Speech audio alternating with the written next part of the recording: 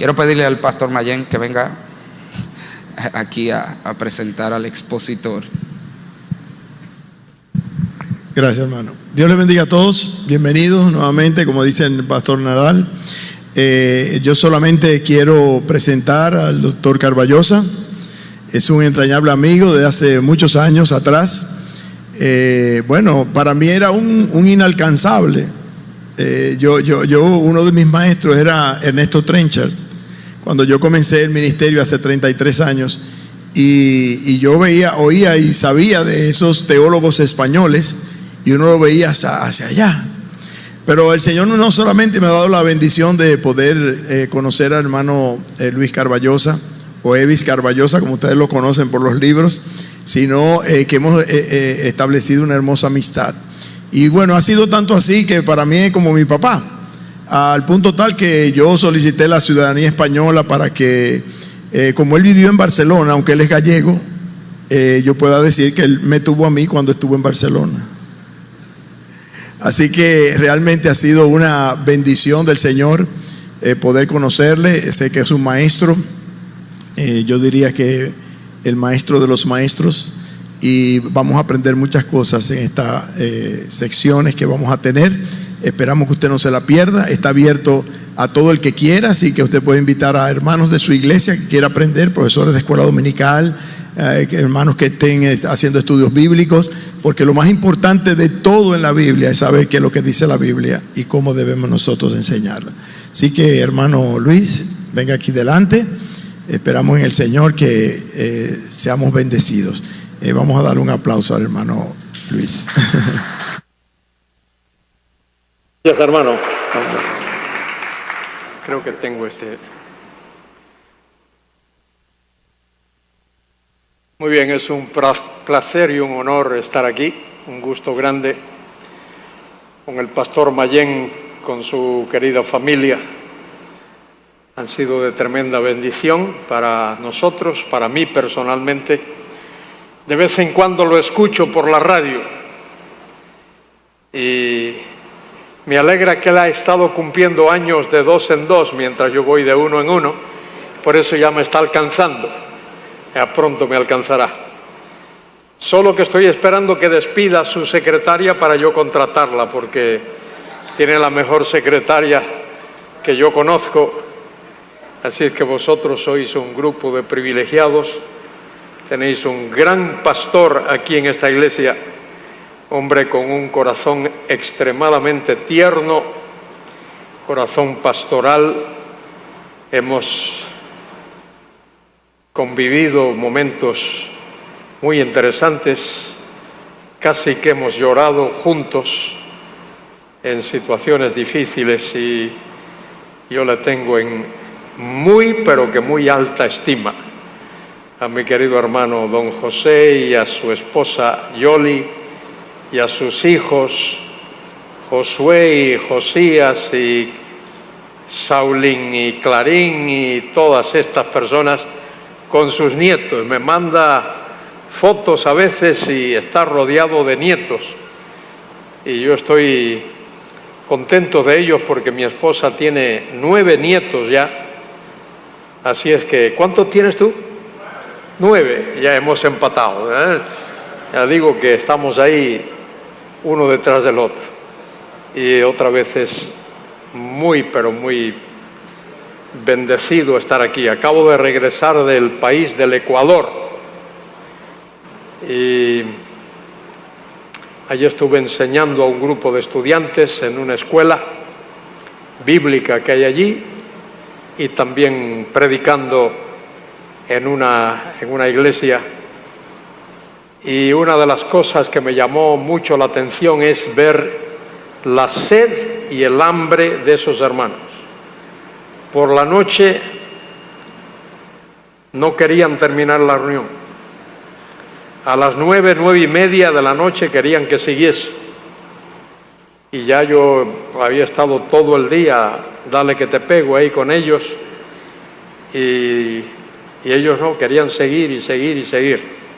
Así es que fueron unos días de tremenda bendición allí en el Ecuador. Vamos a estudiar esta materia que se llama hermenéutica.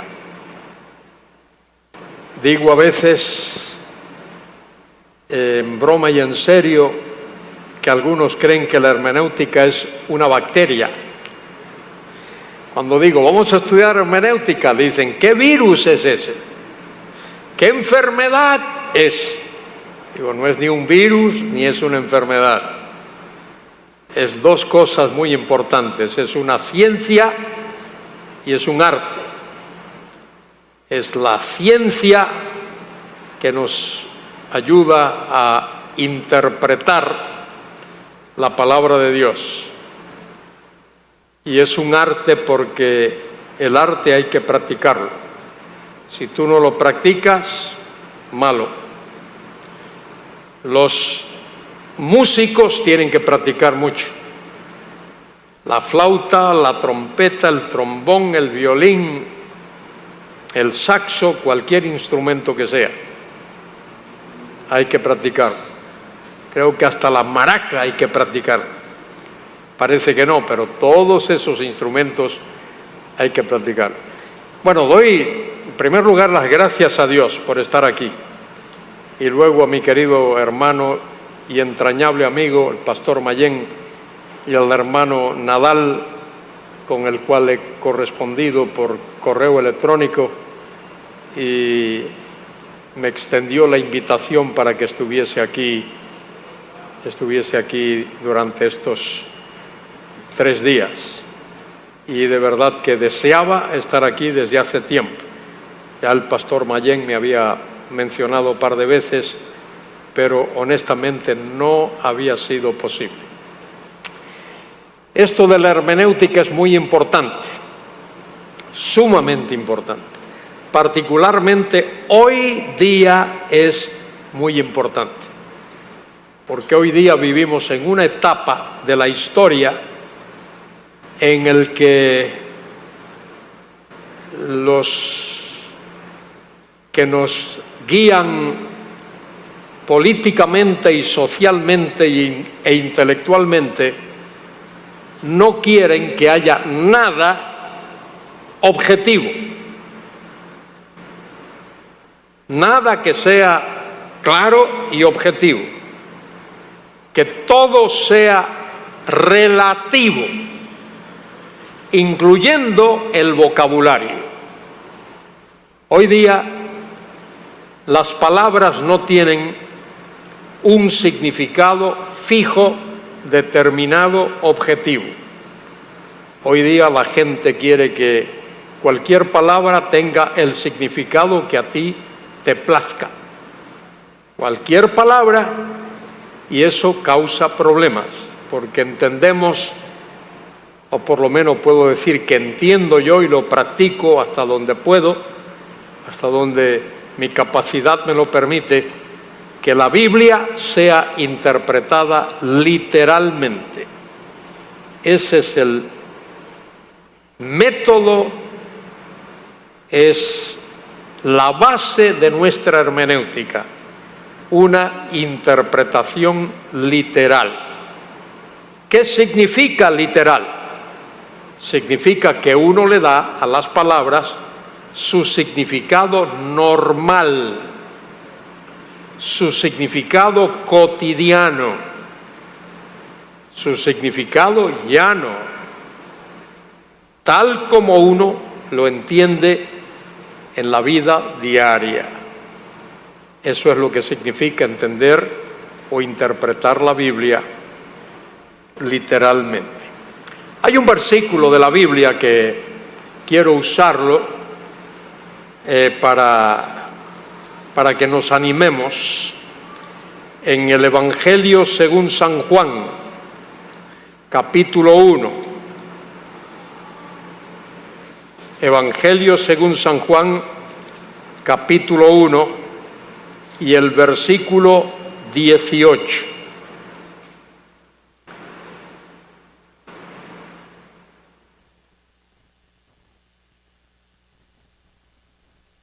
¿Estáis conmigo ahí? Hoy día no puedo decir eso porque todo el mundo tiene un aparatito de esos que tiene ahí la Biblia, nadie abre la Biblia, todo el mundo quiere usar un, ¿cómo le llaman? Eso, yo ni sé cómo se llama, no me pregunten, que no sé ni cómo se escribe. Me gusta buscar la Biblia y leer la Biblia. Dice el texto ahí, en realidad dice, nadie vio a Dios jamás. Nadie vio a Dios jamás. Y añade, el único. La palabrita que hay en vuestra Biblia es unigénito, ¿verdad? Dice así. En realidad es único. El único Dios, el que está en el seno del Padre, ese, y ese pronombre que aparece ahí, dice allí él, pero en realidad es ese mismo, lo interpretó. Y ahí está la palabra esa, interpretar. Él lo interpretó. Él hizo la exégesis, lo interpretó. El Señor Jesucristo vino a este mundo a mostrarnos, a declararnos, a interpretarnos cómo es Dios. Y esa es una tremenda declaración, porque es cierto que los cielos cuentan la gloria de Dios. ¿Es así o no? Y el firmamento anuncia la obra de sus manos. Así es. Hace 2 o 3 años tuve el privilegio de hacer el viaje más peligroso que he hecho en mi vida. Nunca había hecho un viaje tan peligroso. En España había un programa en la tele que se llamaba Si lo sé, no vengo. Y ese viaje que hice, si lo sé, no voy. Porque fue navegar a través del cañón del río Colorado. Todo el río Colorado. Son como 300 millas y hay más de 200 rápidos, se llama así, que el barco se hunde así y tú crees que vas a parar allá y luego sube y luego así, y aquello era peligroso. Bueno, me uní a esa expedición de teólogos y científicos, y la primera noche tuvimos, bueno, todas las noches que acampamos, a la intemperie, cada cual armaba su catre, y ahí nos acostábamos boca arriba, y cuando uno miraba el firmamento, ver ese cielo estrellado, esa es la cosa más espectacular que uno puede experimentar en su vida. Como si uno pudiese tocar las estrellas, cogerlas así con las manos. Bueno, los cielos cuentan la gloria de Dios y el firmamento anuncia la obra de sus manos. Cuando contemplamos el cielo, el firmamento, todo lo que podemos decir es que tenemos un Dios grande y poderoso y diseñador y glorioso, pero no aprendemos del amor de Dios ahí, no aprendemos de la gracia y de la misericordia de Dios ahí, no aprendemos de la compasión de Dios, y por eso Jesucristo vino, para mostrarnos cómo es Dios. De manera que al estudiar esta materia, eso es lo que vamos a hacer. ¿Cuántos están en el programa de maestría? ¿Cuántos están aquí en el programa? Muy bien. Os voy a recomendar algunos libros. Voy a recomendar el libro de Hermenéutica de don José María Martínez, gran amigo. Escribió uno de los prólogos de un libro que escribí. Y gran persona y tremendo predicador. Uno de los más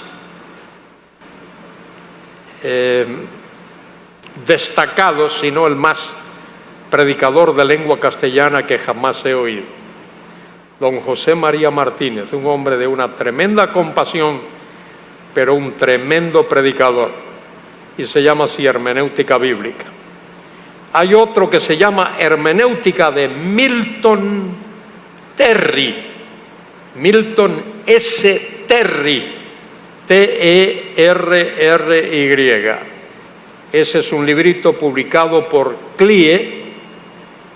Es un buen libro, solo que en la traducción lo mutilaron bastante. Le quitaron mucho de lo que el libro dice. Y eso lo siento, yo lo tengo en inglés, lo leo en inglés, y para mí es el mejor libro de hermenéutica que he leído, ese de Milton Terry. Hay otro que se publica en México que se llama Interpretación Bíblica Básica, del doctor Zuck. Zuck se escribe Z-U-C-K. Este hermano hace menos de un año partió para estar con el Señor. Tremendo maestro. Doctor Zuck fue mi profesor en Dallas, tremendo maestro, lo recomiendo ese libro. Lo publican en México y seguramente aquí en alguna librería lo podéis encontrar, solo que la primera traducción de ese libro, la traducción no fue todo lo buena que debió ser. Otro libro que recomiendo, que aunque no es absolutamente sobre hermenéutica, es un buen libro, y lo sé porque lo traduje hace años, y se llama Dispensacionalismo Hoy, por el doctor Ryrie. Se escribe Ryrie, R-Y-R-I-E. Tiene mucho ahí en ese libro que tiene que ver con hermenéutica. Hermenéutica. Y la hermenéutica tiene mucho que ver con el vocabulario, las cosas que uno dice, cómo las dice, cómo las interpreta. Hace años estaba en Honduras enseñando allí, y un pastor y un amigo mío salimos a dar un paseo y fuimos a una ciudad que está como a 40 kilómetros de donde estábamos, y al regreso dice el pastor: me apetece comer algo. Yo le dije: pues mira, a mí no me apetece comer. El otro que andaba: bueno, sí, paramos en un sitio de esos a la orilla de la carretera. Ellos fueron a comer algo y yo vi a un hombre así en un mostrador y le dije: mire, quisiera un helado. Y me dijo: no tenemos helado. Me extrañó un poco. Y le digo: ¿tendría algo fresco así que yo pudiese refrescar mi garganta? Me dice: sí, tenemos unas paletitas de fresa, otras de frambuesa, unas de mango, y así me fue diciendo, y dice: y tenemos ice cream.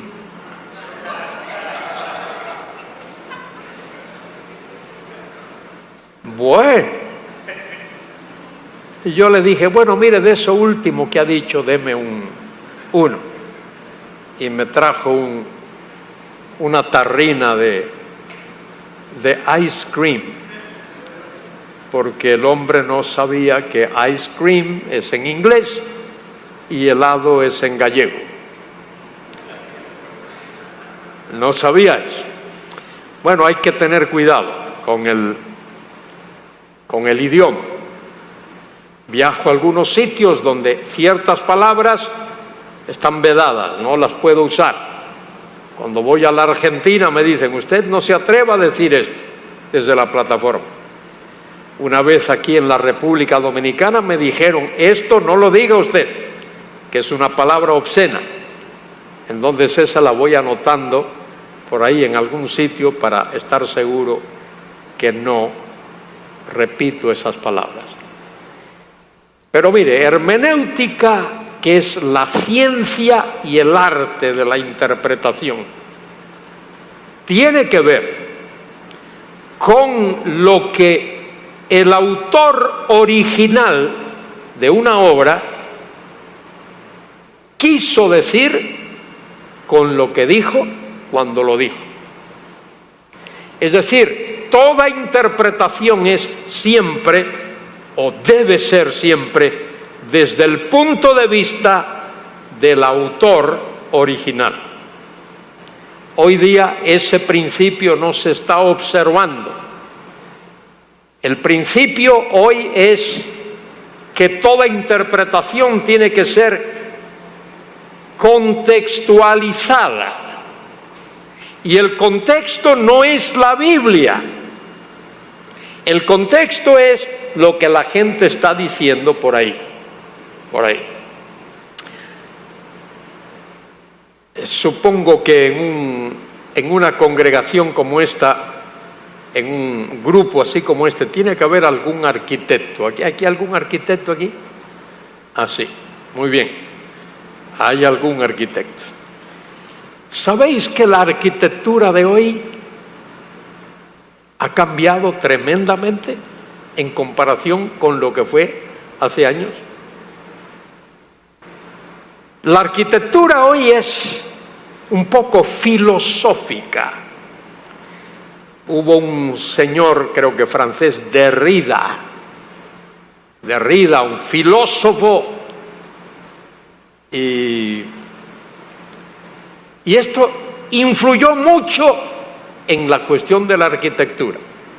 Hubo un tiempo en que uno miraba un edificio y decía, esa es una arquitectura barroca, o es una arquitectura gótica, o es una arquitectura románica, y así uno podía identificar, o es del período clásico.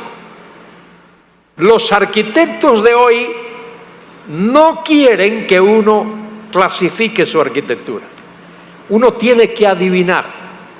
Se parece a una mariposa, se parece a una mosca, se parece a un elefante, se parece a un caballo, se parece a cualquier cosa, pero uno no sabe en realidad a qué pertenece.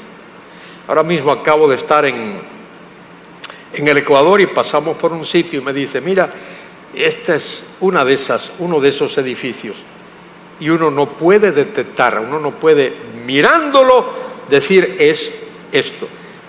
Está hecho para que el que lo ve diga qué le parece. Es subjetivo. Y esa es la filosofía que impera hoy, el subjetivismo.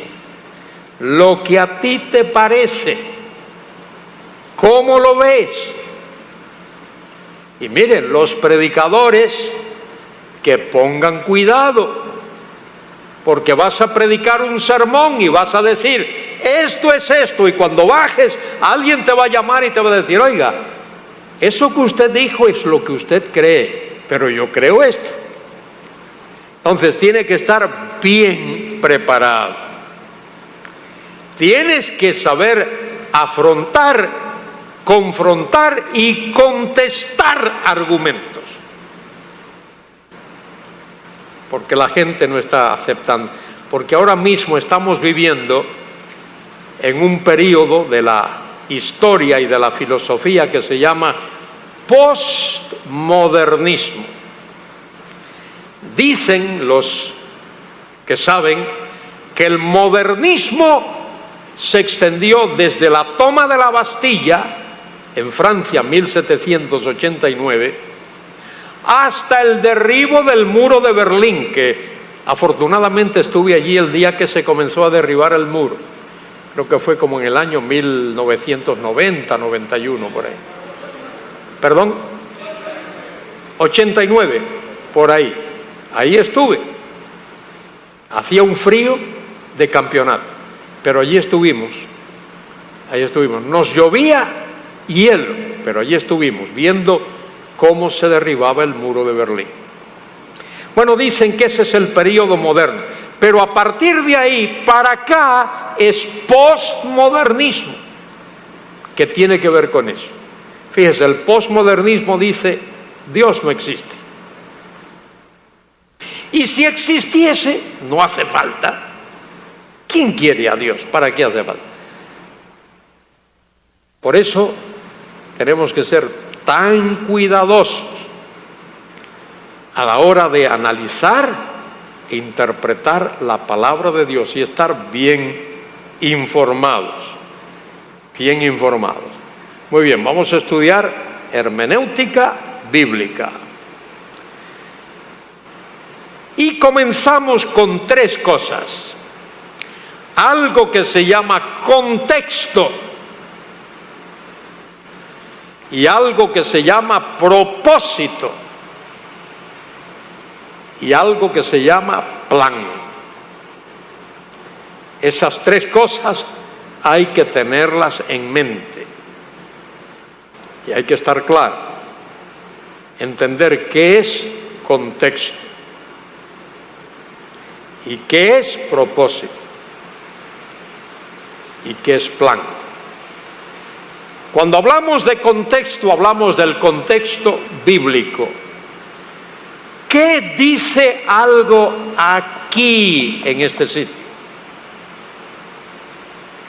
En el sitio donde está.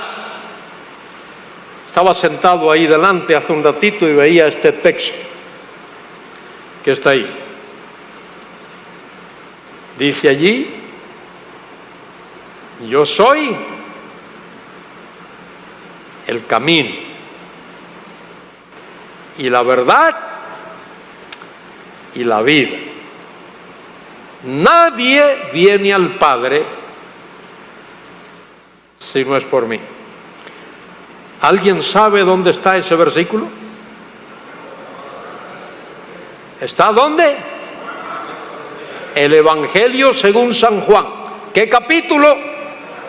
14. ¿Y qué versículo? Versículo 6.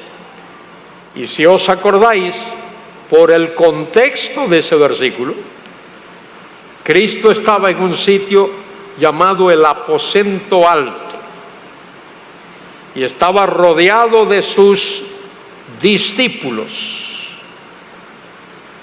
incluyendo Judas. No, ya Judas se había ido, ya Judas no estaba allí, solo estaban los 11. Judas sale del aposento alto en el capítulo 13, justo al el Señor inaugurar lo que llamamos la mesa del Señor, el pan y la copa. Y el Señor le dice a sus discípulos: no se turbe vuestro corazón, creéis en Dios, creed también en mí. En la casa de mi Padre muchas moradas hay. Si así no fuera, dadlo por descontado, os lo habría dicho. Voy pues a preparar lugar para vosotros, y si me fuere yo os preparar lugar, vendré otra vez y os tomaré a mí mismo, para que donde yo estoy, vosotros también estéis. Y uno de los discípulos le dijo al Señor: Señor, no sabemos a dónde vas. ¿Cómo pues podremos saber el camino? Una buena pregunta. Solo que estos hombres habían estado 3 años y un poquito más con el Señor y parece que no habían aprendido mucho. Y es a raíz de eso que Cristo les dice: yo soy el camino y la verdad y la vida. Nadie viene al Padre sino por mí. Cristo dice que Él es 3 cosas. Ahí, de las muchas cosas que el Señor es, muchas cosas. Él es tres: el camino al Padre, la verdad. Y fíjese lo importante que es saber eso, porque hoy día la gente no quiere saber de la verdad. Verdad es lo que tú digas que es verdad. A lo mejor para ti es verdad, pero para mí no.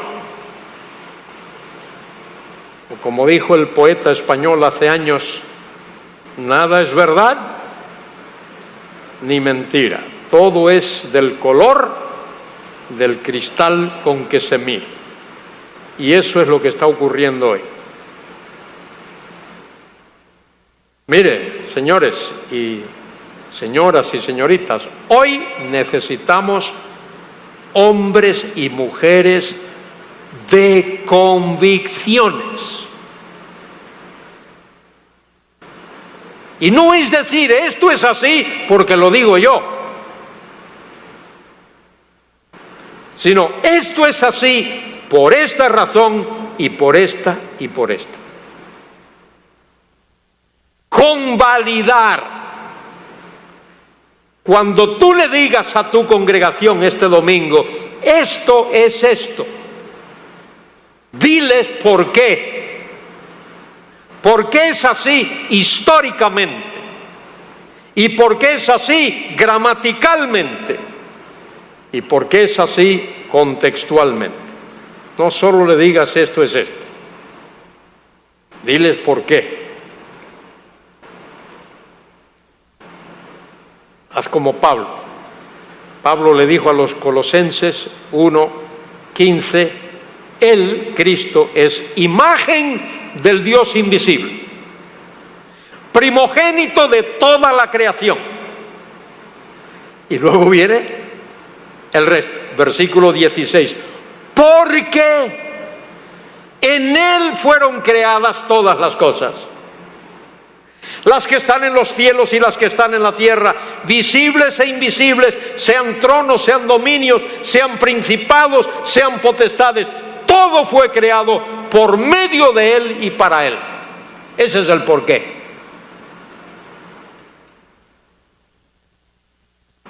Y cuando veas en la Biblia un porqué, pregunta, ¿a qué responde ese porqué? ¿Cuál es la pregunta que ese porqué responde? No lo pases por alto.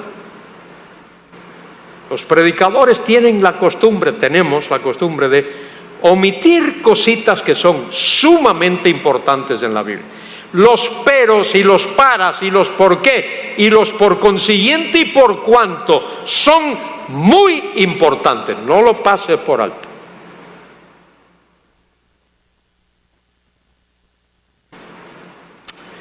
Muy bien, el contexto, el propósito. El propósito. ¿Por qué esto fue dicho? ¿Por qué fue hecho? ¿Qué significado tiene ahí?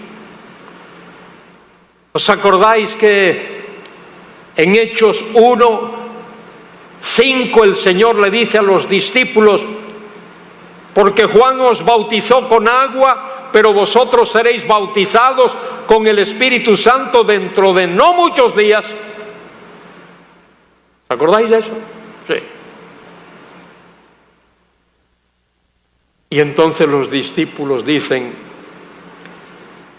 Señor, ¿restaurarás el reino a Israel en este tiempo? Fíjese cuán importante es eso.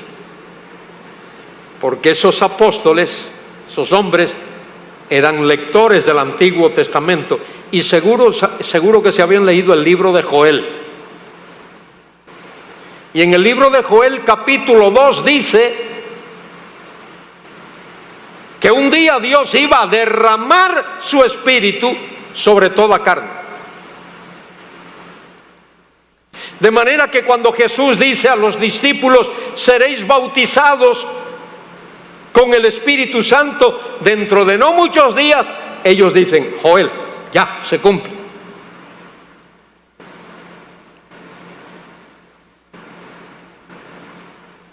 Y le dicen al Señor: ¿restaurarás el reino a Israel? Ya.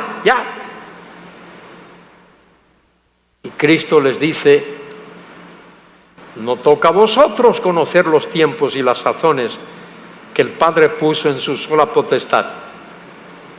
¿Qué viene después? ¿Qué viene? ¿Qué palabra viene? Pero, muy enfático ese pero recibiréis poder cuando haya venido sobre vosotros el Espíritu Santo, y me seréis testigos en Jerusalén, en toda Judea y en Samaria y hasta lo último de la tierra. Ese pero es importantísimo, no lo pases por alto.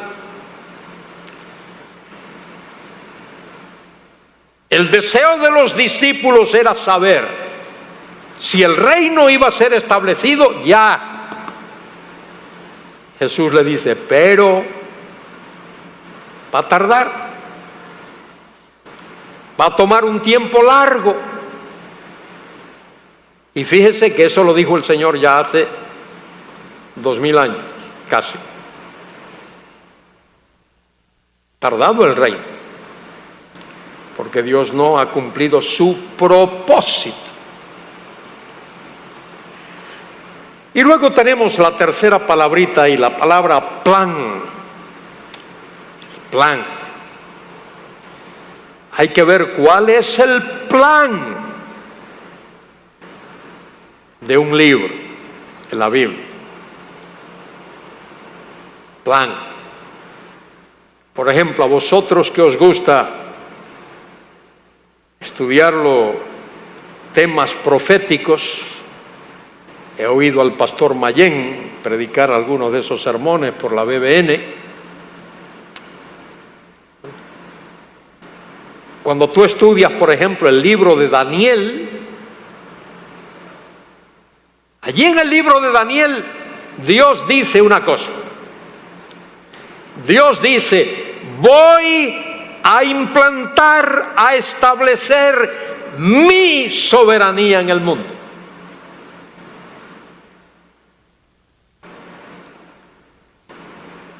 Y presenta ese mensaje allí.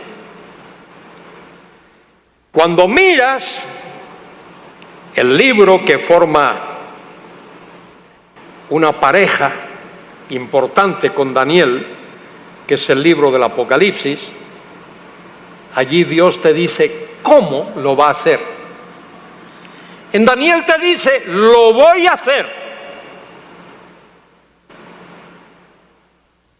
En Apocalipsis te dice cómo lo va a hacer. El plan, ahí está. Bueno, este mismo versículo de Hechos 1, allí tenemos el plan. Pero recibiréis poder cuando haya venido sobre vosotros el Espíritu Santo, y me seréis testigos en Jerusalén, y al mismo tiempo en toda Judea, y al mismo tiempo en Samaria, y al mismo tiempo simultáneamente hasta lo último de la tierra. Ese es el plan. De paso, un grupo de amigos míos queridos y otros muchos se van a reunir en Roma el año que viene. Dicen ellos que para establecer, para diseñar una estrategia. Y yo les digo: ¿de qué estáis hablando? ¿Queréis inventar la rueda? La rueda se inventó hace siglos, milenios. Una estrategia. ¿Cuál estrategia? Si Cristo estableció la estrategia. ¿Cuál es la estrategia? Jerusalén y toda Judea y Samaria y hasta lo último de la tierra. ¿Y qué hicieron los discípulos, los apóstoles? Jerusalén, toda Judea, Samaria y hasta lo último de la tierra. Y Pablo dice en Romanos 15, desde Jerusalén hasta Ilírico, desde Jerusalén hasta Albania, todo lo he llenado con el Evangelio. Esa es la estrategia. La estrategia es esa: entrenar a hombres como vosotros para que salgan, establezcan congregaciones y que a la vez entrenen a otros y se establezcan congregaciones, y así sembrar Quisqueya con el Evangelio. Esa es la estrategia. Y si no se hace así, no se está cumpliendo el plan. Vamos a ver qué significa esto de contexto. La palabra contexto literalmente es un tejido. Cuando tú coges un lienzo, algo así de seda, tú lo tocas, y dices, este contexto es suave o es áspero. Ese es el significado. Ahora, aplicada a un documento escrito, significa la conexión de pensamiento que se espera que exista a través de cada pasaje, que por sí mismo constituye un todo. Eso es contexto. Algunos escritores usan el término conexión o ambiente, el ambiente del pasaje, o el entorno. Entorno es lo mismo que contexto. Y entorno es lo mismo que el ambiente del pasaje, lo que rodea al pasaje, lo que está delante y lo que sigue. Os voy a dar un ejemplo. Los que tienen una Biblia ahí, que la abran en el Evangelio según San Juan, capítulo 2. Evangelio según San Juan, capítulo 2.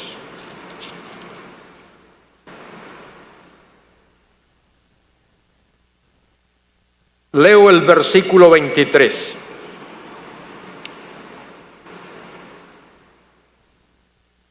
Estando en Jerusalén en la fiesta de la Pascua,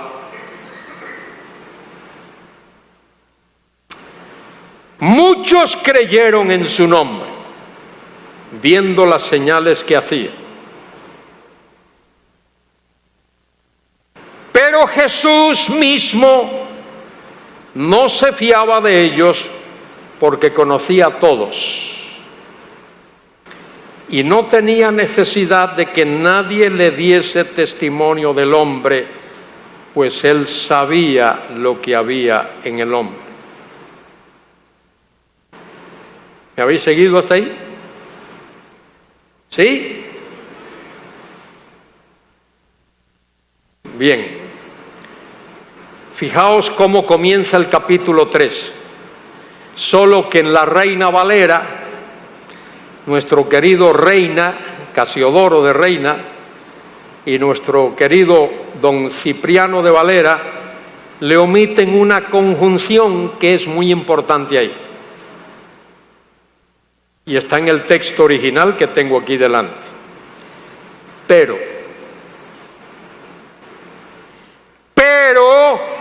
había un hombre. ¿Veis la idea ahí? ¿No veis la idea? ¿No? Dice, no tenía necesidad de que nadie le diese testimonio del hombre, pues él sabía lo que había en el hombre, pero había un hombre.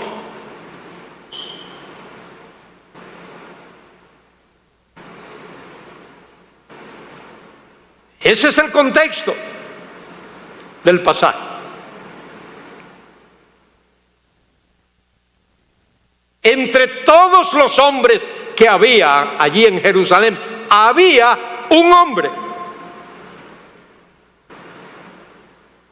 llamado Nicodemo. No conozco a nadie en España que se llame Nicodemo, ni en mi querida Galicia. No sé si aquí aquí en la República hay algún Nicodemo. No, yo no conozco a nadie. ¿Tú conoces a alguien? ¿Conoces a algún Nicodemo? Nico. No, ese es Nicolás. Ahora Mayén se va a animar y el próximo nieto que tenga va a insistir que le llamen Nicodemo.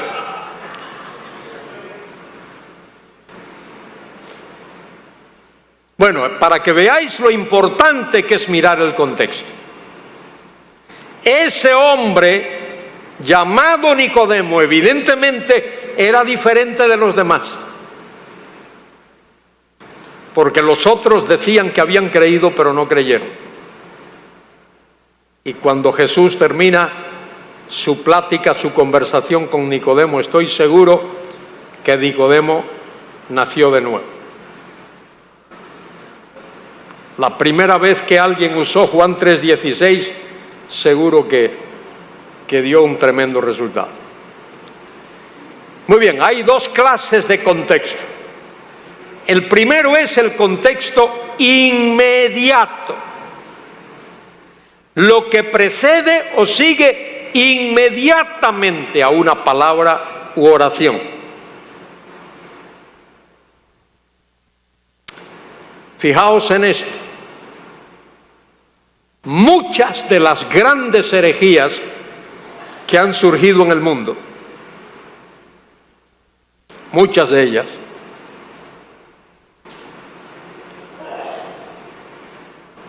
se debe a no prestar atención al contexto, tanto inmediato,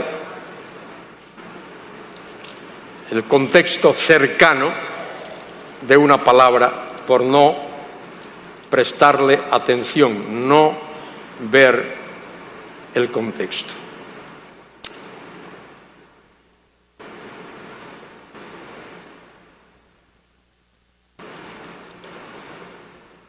Si uno presta atención al contexto, seguro que va a andar por el camino recto. Os voy a dar otro ejemplo. ¿Vosotros conocéis, hay algún testigo de Jehová en la República Dominicana? Hay. En España tenemos alguno, desde el año 1968. ¿Cuál es una de las cosas más significativas que ellos enseñan? ¿Perdón?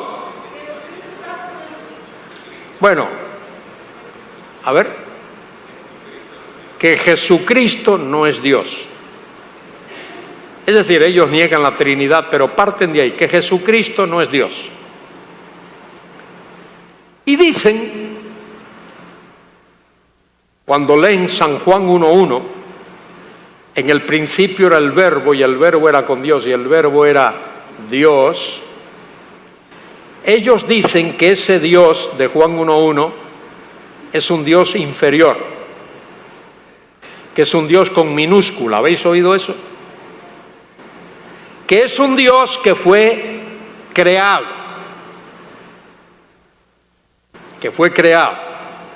es un Dios pequeño. ¿Y sabéis cuál es el texto que ellos usan como lema?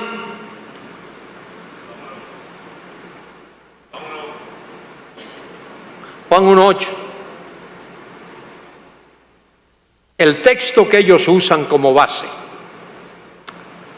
No, el texto que ellos usan, no sé si habéis leído, informaos un poquito de la historia. En el año 1916, cuando Russell, el fundador del movimiento, murió, hasta ahí ellos se llamaron Estudiantes Internacionales de la Biblia. Eso lo sabéis, ¿verdad? Eso es conocido casi universalmente. Cuando Russell muere, lo sustituye un hombre al que se le conoce como juez Rutherford, que no era juez, no era juez. Se le puso ese nombre porque una vez hubo una situación y él presidió un juicio, pero él no era juez. En aquellos tiempos se hacían esas cosas. Bueno, este juez Rutherford va a sustituir, y de hecho sustituye a Russell. Y en la convención anual de ellos da un discurso. Y ahí es cuando se le cambia el nombre a la organización de estudiantes internacionales de la Biblia. Ahora se le llama, ¿cómo? Testigos de Jehová. Mire qué nombre. Vamos a Isaías 43. Si alguien tiene una Biblia que tenga Isaías, porque hay a lo mejor Biblias por ahí que ya no tienen Isaías. Si alguien tiene una Biblia que tiene Isaías, que la abra. Capítulo 43 de Isaías.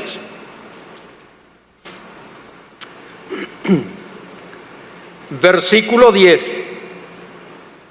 Vosotros sois mis testigos, dice Jehová, y mi siervo que yo escogí, para que me conozcáis y creáis y entendáis que yo mismo soy.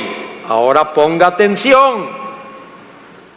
Ese es el versículo clave de estos tíos. Miren lo que dice: antes de mí no fue formado Dios, ni lo será después de mí. Ese es el versículo clave de ellos y es el que más daño les hace, si supiéramos usarlo cuando nos venga a visitar uno de esos inverecundos.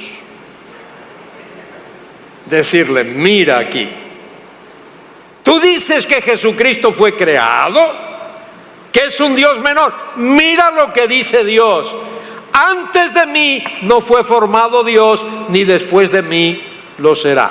¿Cómo te atreves a decir que Jesucristo fue creado? Hay un solo y único Dios, y ese Dios es Padre, Hijo y Espíritu Santo, y ese Dios no fue creado jamás.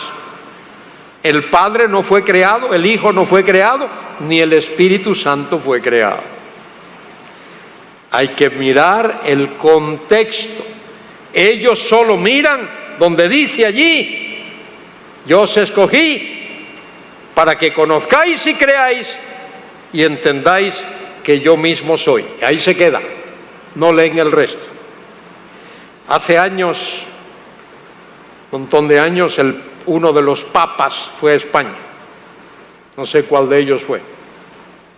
Creo que fue el segundo, aquel Pablo II, uno de esos. Y usaron este texto que está ahí como lema. Pero fíjese bien, el texto ese que ellos usaron como lema es: yo soy el camino y la verdad y la vida. Y ahí se quedan. Le quitan la parte más importante del versículo. ¿Cuál es la parte más importante? Nadie. ¿Qué quiere decir nadie? ¿Nadie? ¿Alguien tiene otro significado para la palabra nadie? Nadie quiere decir nadie. Nadie viene al Padre sino por mí. Eso lo dejaron fuera. Yo le pregunté a varios católicos: ¿por qué hacéis eso? Pues no sé, porque así nos mandaron y así. ¿Así? Contexto inmediato.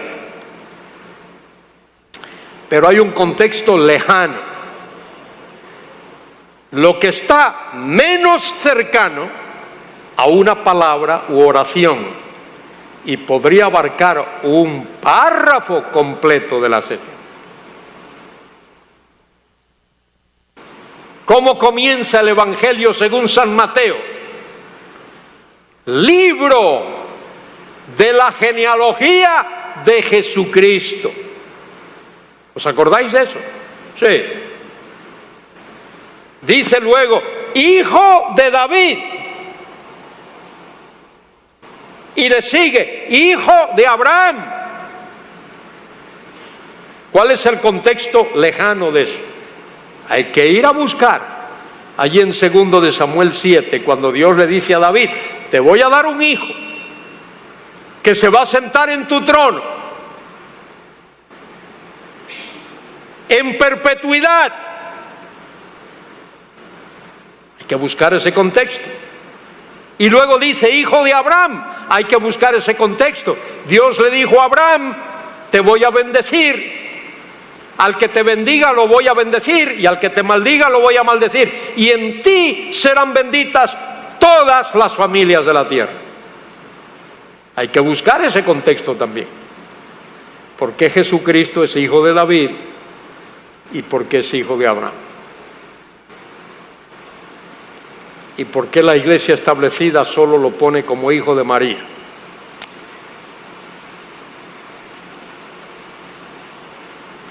Muy bien, vamos a ver esto de el propósito. El propósito, por otro lado, es el fin o el objetivo que el escritor tiene en mente.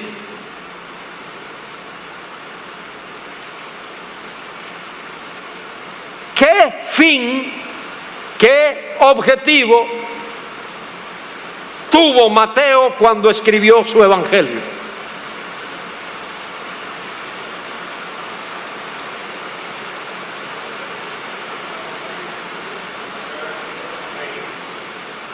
Muchos se preguntaban: ¿es Jesús de verdad el Mesías prometido? Y Mateo dice: vamos a ver, vamos a estudiarlo y vamos a demostrarlo. Y Mateo demuestra que Jesús es el Mesías prometido. ¿Podéis darme un ejemplo de cómo Mateo demuestra que Jesús es el Mesías?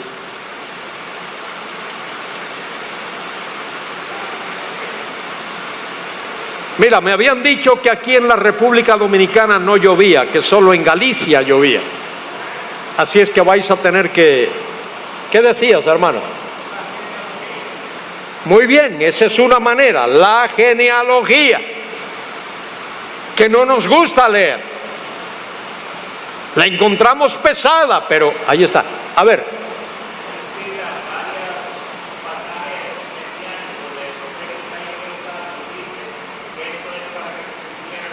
Muy bien. Cuando dice allí en Mateo 1, 21, llamará su nombre Jesús, porque él salvará a su pueblo de sus pecados. Y esto es lo que dijo Isaías. Y cita el versículo 23 allí, 1:23, citando a Isaías. Muy bien. ¿Algún otro ejemplo?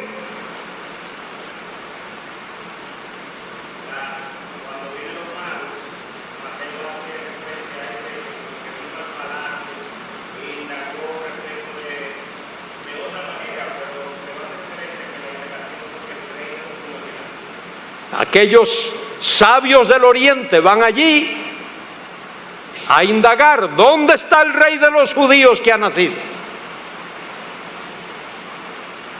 Y Herodes, el inicuo, malvado, sinvergüenza, manda llamar a los escribas, y un escriba se aparece con el manuscrito del profeta Miqueas y lo lee allí. Y tú, Belén Éfrata, de la tierra de Judá, no eres la más pequeña entre las tribus de Israel, porque de ti saldrá aquel que guiará a mi pueblo.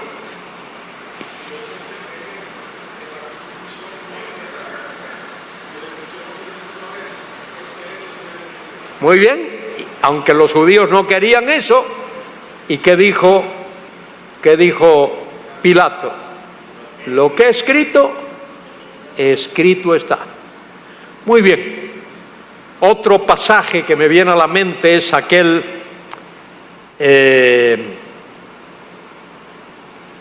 cuando Juan el Bautizador, que está en la cárcel, manda a preguntar: ¿eres tú aquel que esperamos o debemos de esperar a otro? ¿Qué le dijo Jesús a aquellos discípulos de Juan? id y decidle a Juan, los ciegos ven, los sordos oyen, los enfermos son sanados, y le menciona una lista. ¿Por qué? Porque esas eran señales mesiánicas, tal como lo dice Isaías 41, y como lo dice también, hay 2 o 3 pasajes más que hablan de eso, que cuando el Mesías viniese iba a realizar ese tipo de señal. De manera que el propósito, y Mateo tuvo otros propósitos, no solo demostrar que Jesús era el Mesías, sino demostrar que el reino prometido un día va a ser establecido en la tierra. Muy bien, creo que según el plan era dar tiempo a algunas preguntas y luego volver. ¿Por qué no hacemos eso ahora? Bueno, vamos a ver lo que es, hemos visto contexto, propósito, vamos a ver el plan. El plan de una obra es el orden de sus diferentes partes. El plan es el orden de pensamiento que el autor persigue. Cuando Pablo escribe su carta a los romanos tiene un plan. El plan era demostrar cómo Dios justifica al pecador. Eso era lo que Pablo tenía en mente. Y por eso comienza diciendo que toda la humanidad está en pecado. Todos somos pecadores, desobedientes, judíos y gentiles. Y Romanos 3:23 dice, por cuanto todos pecaron y están destituidos de la gloria de Dios. Y luego a partir de ahí dice, ¿cómo es el pecador justificado? Pablo tiene un plan lógico en Romanos. Por ejemplo, en el capítulo 15 de 1 Corintios, cuando habla de la resurrección de Cristo, Pablo dice que ese es el corazón mismo del Evangelio, el hecho de que Cristo vive. Y luego da razones muy lógicas de que Cristo vive. Cristo resucitó, se le apareció a Cefas, se le apareció a los 12, se le apareció a 500 hermanos, se apareció a Jacobo, su medio hermano, y dice, y al postrero de todos me apareció a mí. Hay un desarrollo lógico del plan para demostrar la resurrección de Cristo. Muy bien, vamos a dar unos minutitos. Si hay alguna pregunta, ahora es la oportunidad. No tenemos micrófono móvil, pero pueden venir aquí si alguien tiene pregunta. Por favor, acérquese, no dude en venir y enriquecer este tiempo con sus preguntas. ¿De dónde viene la palabra hermenéutica? Hermenéutica. ¿Qué quieres saber? ¿De dónde proviene? La palabra. Ajá. Muy bien, muy buena pregunta. Gracias, hermano. En la cultura griega había la creencia en muchas deidades, muchos dioses. Había todo tipo de dioses. Desde el mayor de todo, que era Zeus, hasta Dionisio, el dios del vino y de la diversión, y Atena, la diosa guardadora de la ciudad, y así había dioses de todos tipos. Entonces, supuestamente esos dioses enviaban mensajes. Eso es en la mitología griega, en los tiempos de Homero, allá, 600 años antes de Cristo. Y para satisfacción de la gente que creía esas cosas, había un dios que le llamaban el dios intérprete de los demás dioses. Ese dios se llamaba Hermes, el dios intérprete. A ese dios los romanos le pusieron por nombre Mercurio. Mercurio en la cultura romana, Hermes en la cultura griega. Y ese era el dios que interpretaba el mensaje de los dioses. De manera que de Hermes viene la palabra hermenéutica, interpretación. Muy bien, ¿algo más? Sí, señor.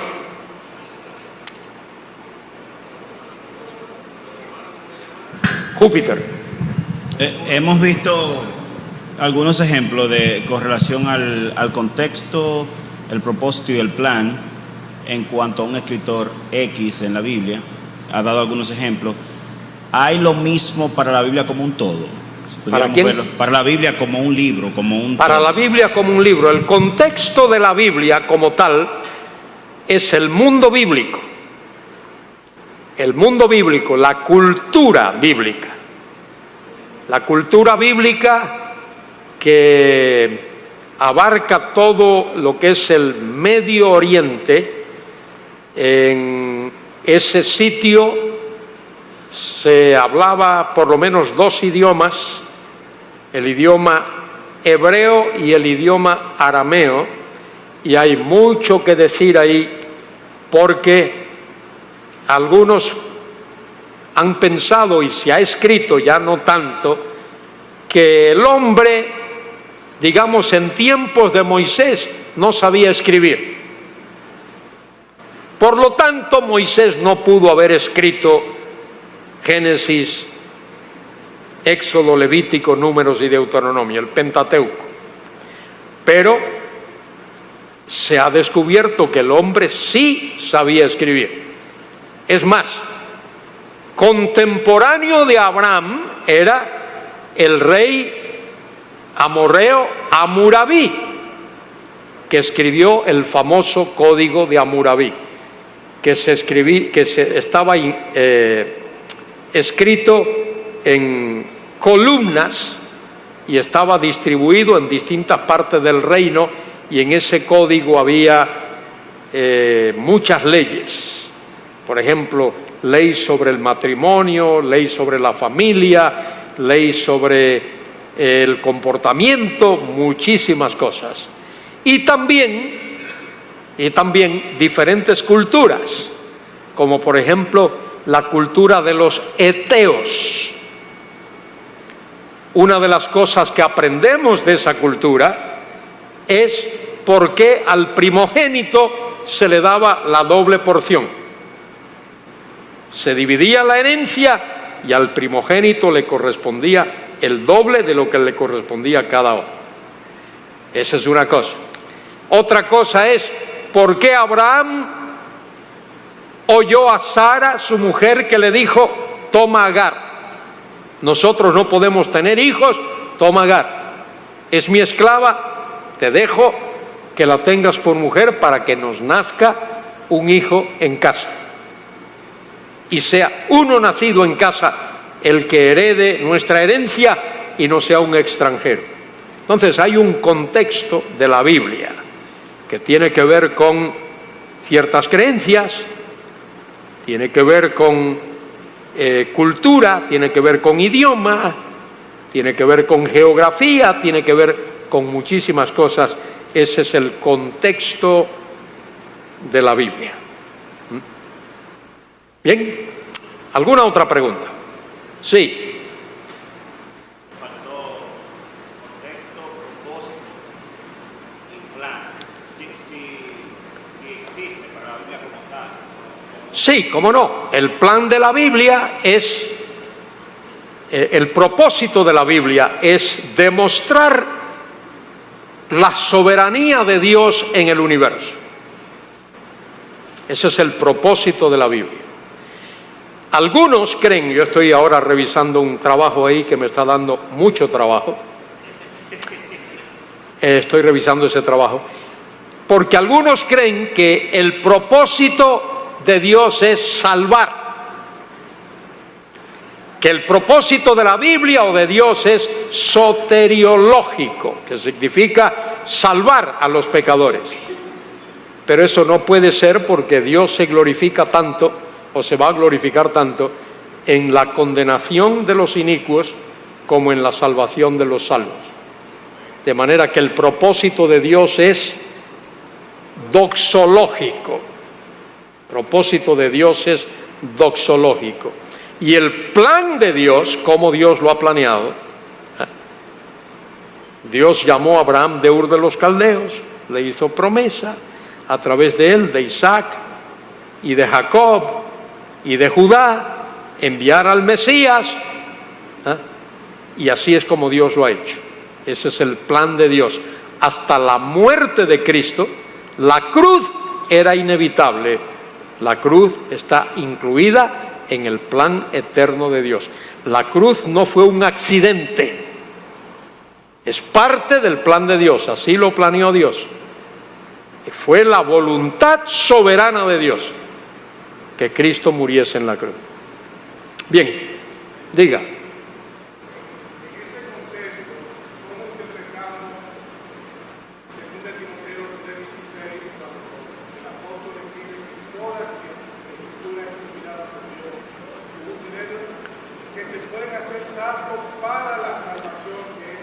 Bien, esa es una buena pregunta.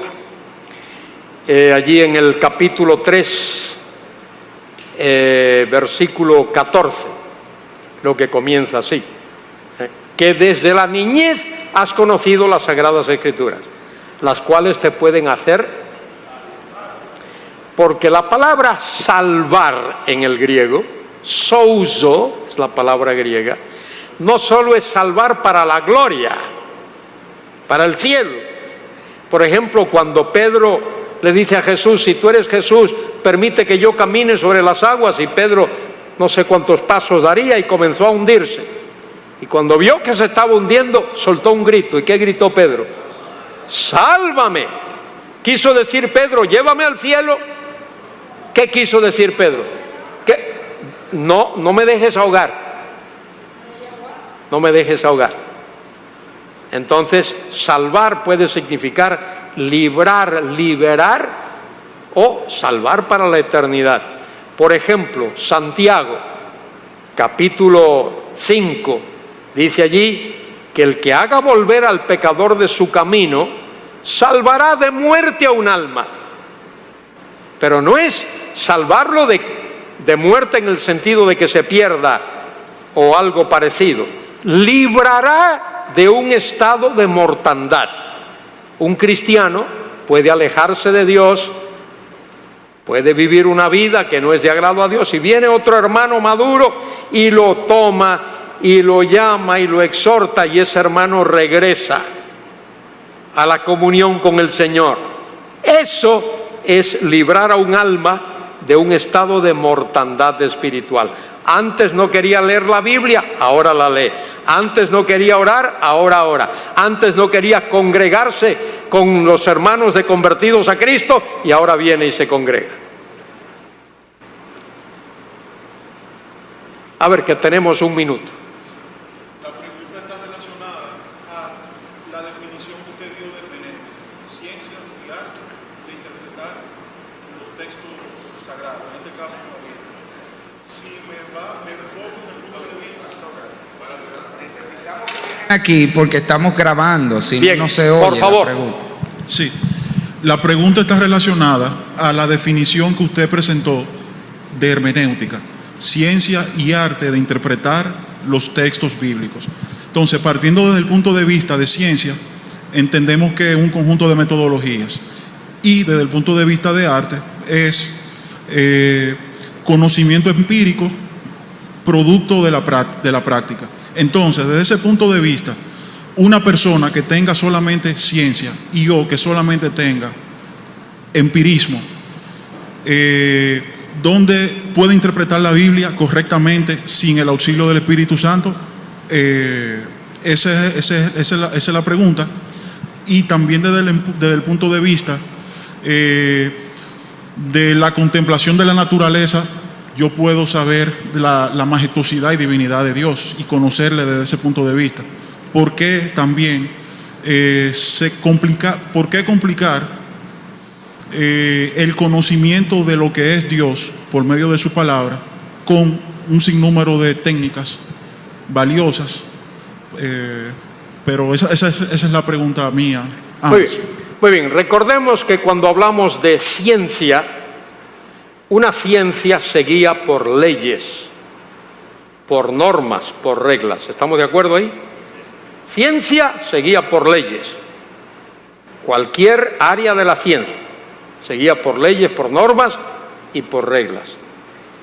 La interpretación también. Hay normas, hay leyes y hay reglas. Hay normas de gramática y hay que entender la gramática. En el principio creó Dios los cielos y la tierra. Cristo murió por nuestros pecados. Son acciones puntuales. Cristo resucitó de los muertos. Porque de tal manera amó Dios al mundo. Entonces tenemos que tomar en cuenta la gramática. En ese sentido, la Biblia es un libro humano. ¿Por qué? Porque fue escrito en un lenguaje humano, fue escrito por 40 hombres y fue dirigida a seres humanos, al pueblo de Israel y a la iglesia. Entonces, eso tenemos que tenerlo en cuenta. Es arte porque el arte hay que practicarlo. Si tú eres un violinista y subes a la plataforma y no has practicado tu pieza, cuando subas allí va a sonar como dos gatos peleando. Hay que practicar. Eso, querido hermano, no excluye para nada el ministerio iluminador del Espíritu Santo. Por eso Pablo le dice a Timoteo, entre tanto que llego, ocúpate de leer. O le dice en otro capítulo, le dice que preste atención a las Escrituras. Procura con diligencia presentarte delante de Dios como aprobado, como obrero que no tiene de qué avergonzarse, sino que usa bien la palabra de verdad. De manera que hablar de hermenéutica como ciencia, eso es correctísimo. Hablar de hermenéutica como arte es correctísimo. Hay que unir las dos. No es lo uno sin lo otro. Y también, por supuesto, hablar de hermenéutica sin el ministerio iluminador del Espíritu Santo es incorrecto. Un inconverso puede intentar interpretar la Biblia, pero no va a ser capaz de hacerlo debidamente. Cuando Pablo dice allí en 1 Corintios 2:14, el hombre carnal, dice que el espiritual comprende, el hombre carnal no puede entender. El hombre carnal ahí es el hombre sin Cristo, el hombre desprovisto del Espíritu Santo. Muy bien, luego tendremos tiempo para más preguntas. Ahora corto aquí para que tomemos nuestro cafecito. ¿Hay café aquí o no? Sí, sí, tenemos café. Una línea, añadir eso que usted dijo, que el problema de la escuela pietista era ese, que desechó las reglas y se quedó con la iluminación. Exacto. Vamos a dejar que el Espíritu nos guíe y olvidarnos de las reglas de interpretación, y por ahí llegaron, ya usted sabe, a todas las cosas del mundo. Hay que tener el balance. La escuela pietista hizo eso. Como todos tenemos el Espíritu Santo, cada cual lo interpreta a su manera, y el Espíritu Santo no, tenemos la palabra de Dios, que es la que hay que interpretar. ¿Qué dice Dios en su palabra? ¿No lo dijo Cristo ahí en San Juan 5:39? ¿Qué dijo? Escudriñad las Escrituras, porque a vosotros os parece que en ellas tenéis la vida eterna. Ellas dan testimonio de mí. Y si alguien honró la Biblia, fue Jesucristo. Amén. Nadie honró la palabra de Dios más que nuestro Señor Jesucristo.